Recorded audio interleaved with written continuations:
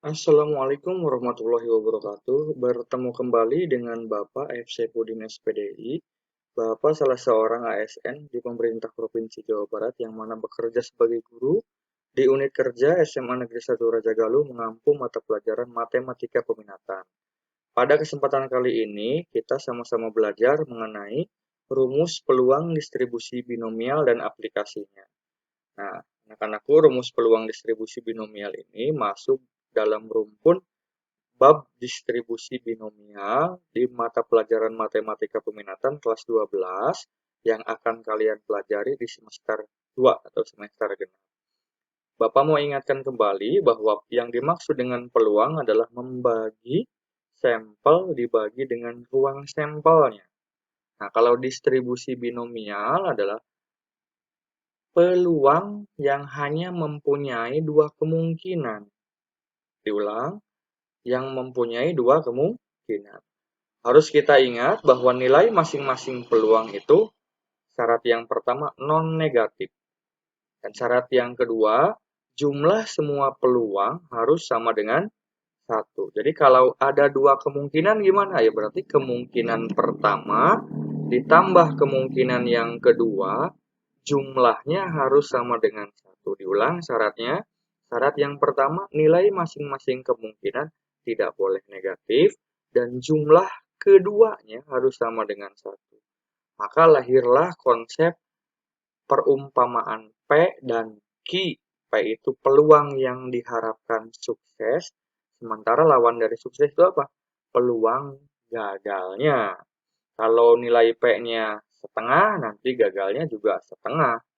Atau menurut definisi, misalkan ini setengah suksesnya, maka gagalnya berapa? 1 min P. Tadi setengah, 1 dikurangi setengah berapa?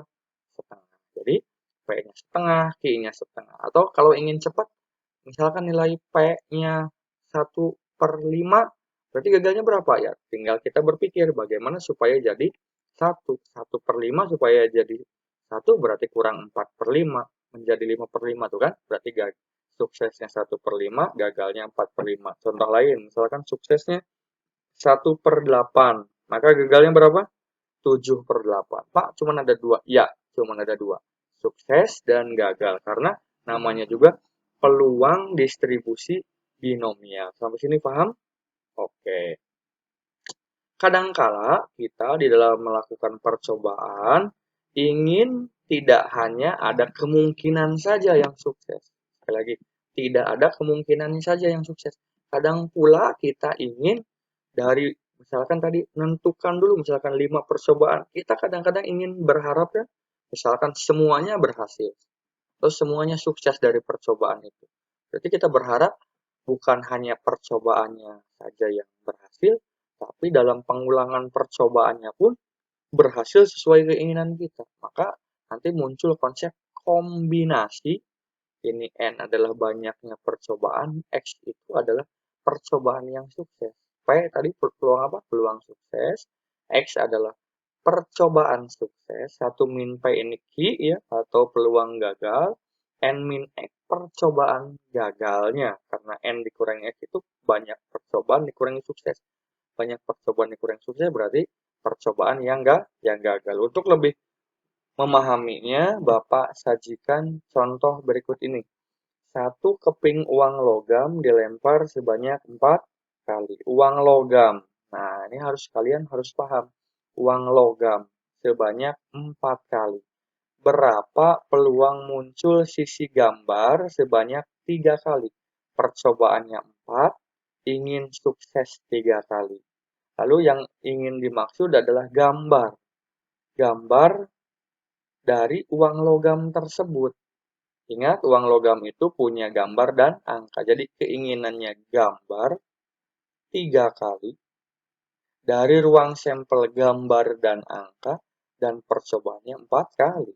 Kalau kita bisa tarik definisi, diketahui berarti diketahui N-nya 4, bendanya uang logam, berarti peluang muncul gambar berapa? 1/2 gitu ya.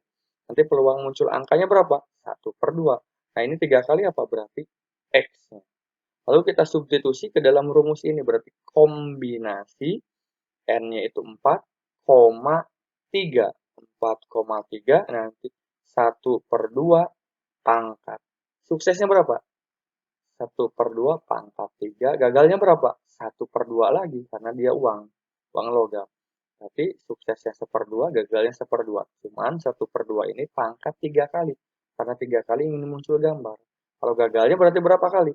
Gagalnya itu kan muncul angka 1/2. Berapa kali? Banyaknya kan 4. Sudah terpakai 3, berarti gagalnya pangkat 1. Atau bisa kita tulis seperti ini.